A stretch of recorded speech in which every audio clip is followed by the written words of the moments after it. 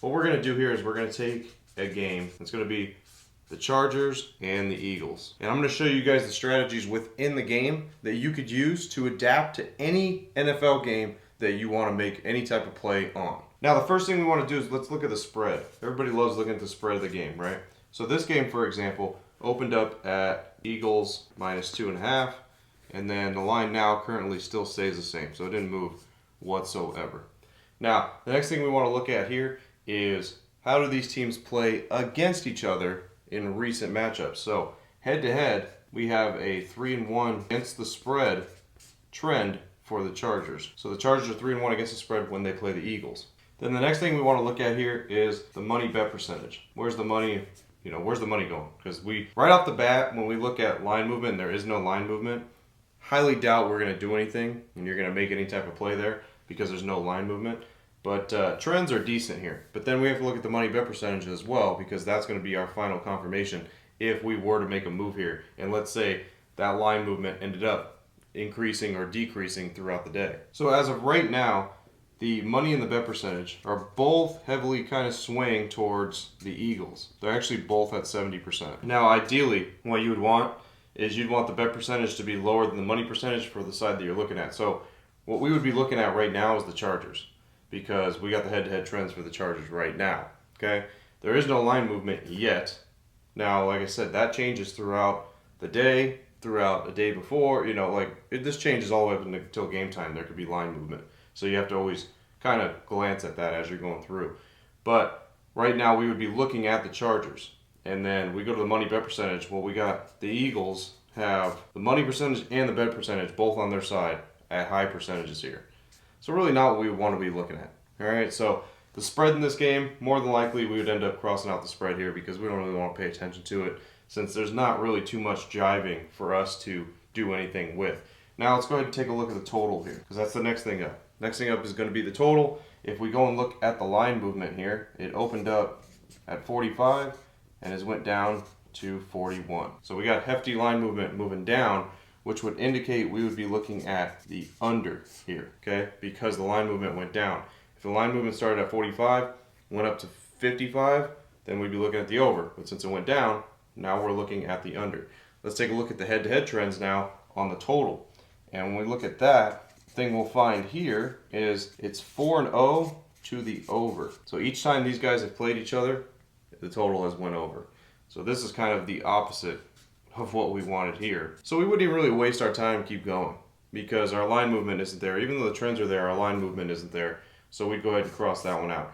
So as you can see, as you're making your way through a game, using these two strategies right off the bat for your spread and your total, you'd be able to see that, okay, we're not going to probably make a move on either of these because there's just nothing that lines up. And like I said, most of the time, you're going to find some stuff within a game, but sometimes you won't. Okay, like this, for example, if there's nothing on the spread, nothing on the total that's making sense, then you pass on it and try to move on to something else because there's going to be opportunities. Just like I'm going to explain to you guys in this video, there's more opportunities within a game than the spread and the total. You just got to dig deep and find where your edge lies. So now that we got the total and the spread out of the way, we're not going to be looking at that. Let's take a look at props because that's where we could possibly be making a move within the game here. So first, let's take a look at the defenses here. Let's look at rushing yards allowed per attempt. So that way we can see exactly how the defenses go against the run here. So let's go with Chargers here and the Eagles here. The Eagles are 22nd,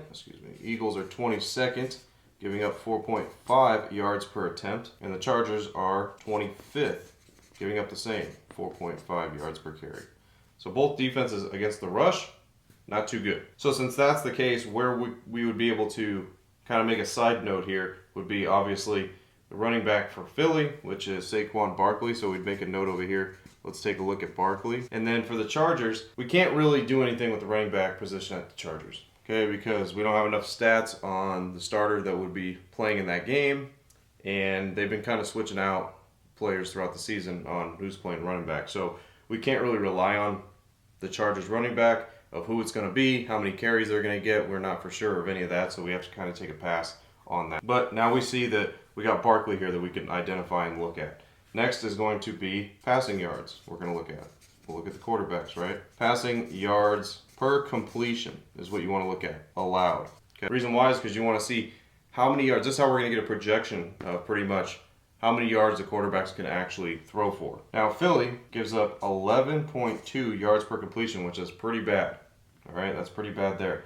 But then if we go to the Chargers, they only give up 9.2, which is one of the best in the league, actually.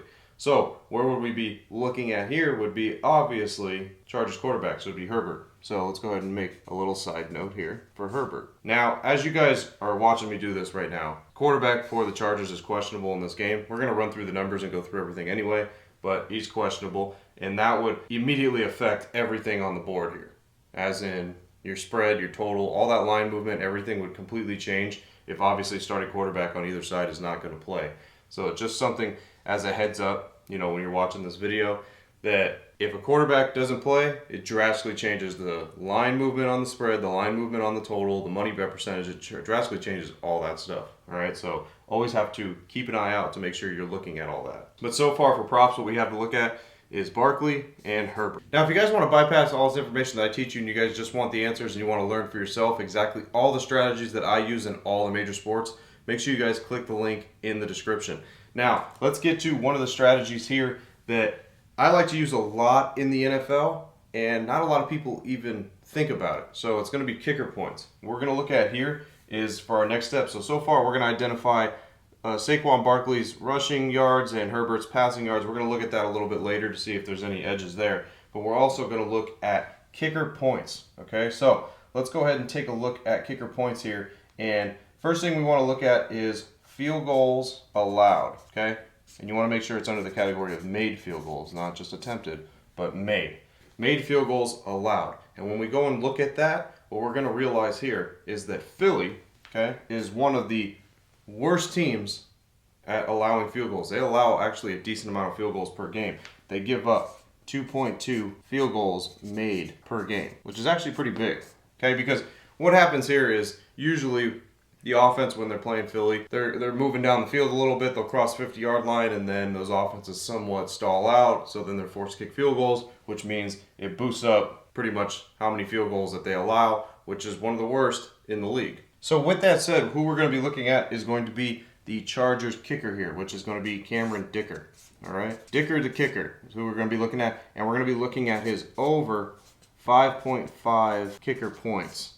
Now, reason why I say that, 5.5, this is a key number for kicker points because that means they kick 2 field goals, they surpass that number. Okay, they get 1 field goal and they get 3 extra points from touchdowns, they surpass that number. So that's why that is a key number that you always want to look at. And you want to circle that and write that down if you didn't know that yet. That a key number for kickers is going to be the alternate 5.5 kicker points. All right, so now that we have our player props that we're going to be looking at, let's write them down. We got Herbert, we got Barkley, and we got Dicker. All right, so we got the quarterback, a running back, and a kicker is what we're going to be looking at here. So first thing with Herbert, let's take a look at across the board what type of alternate passing yards that we have an opportunity at with him. It's going to be 160, 175, 190, and 200. Now let's throw down the odds that go along with this. 160 is minus 525, and then 175 is going to be minus 300. 190 is going to be minus 206, and 200 is going to be 143. Now we need our implied probability here, because what we're going to do is we're going to take our implied probability and we're going to put down our true probability, okay? And then we're going to see the difference, see if we have an edge, if there's any edge within any of these numbers. So at 525, that's 84%, minus 300, 75%, 206 is 67%, 143 is 59%, all right? So now let's come up with the true probability. So a lot of people want to know, how do you find the true probability, okay? It's very simple within just base layer here, okay? Base layer, what you want to look at is how many times they were able to surpass this number throughout the season. Now, true probability and getting more in depth is going against similar defenses and how they did against the defense that they're playing at this very moment.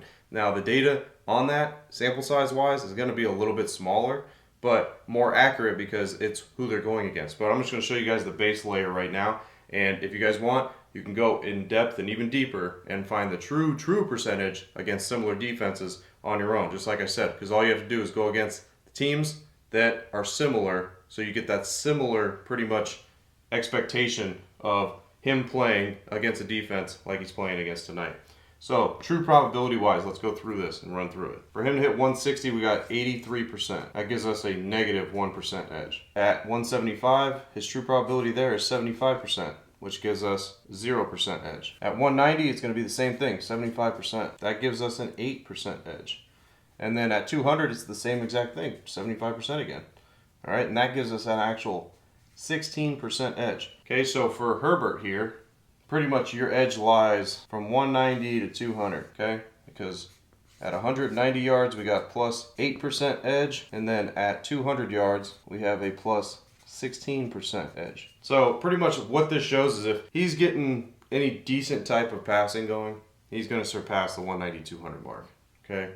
And our bigger odds here actually don't give us anything to really look at because we got 0% here and actually a negative percent there.